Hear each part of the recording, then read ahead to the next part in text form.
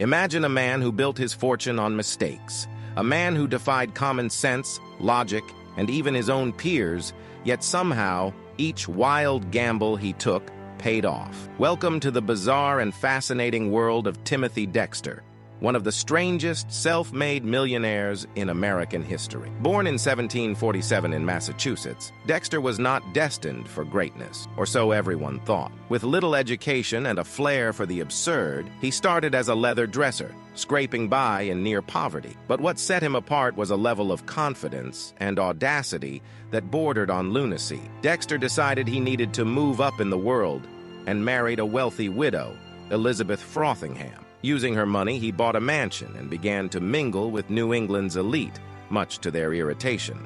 They mocked him, calling him the Lord of Stupidity, and started giving him terrible business advice as a joke. But here's the twist. The jokes backfired. When someone sarcastically suggested he should ship coal to Newcastle, a city famous for its coal production, Dexter did just that.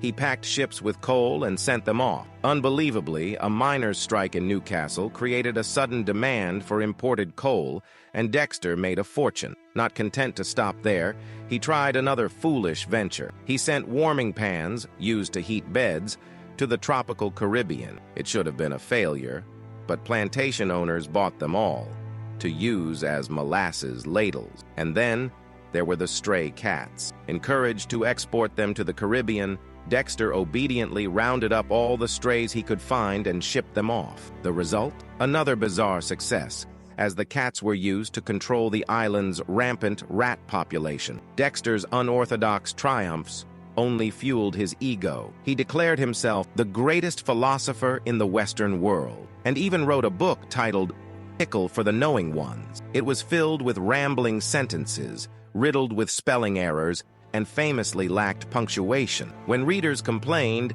Dexter added an entire page of random punctuation marks in the second edition, telling them to pepper and salt it as they pleased. Despite his wealth, Dexter was eccentric to the point of madness.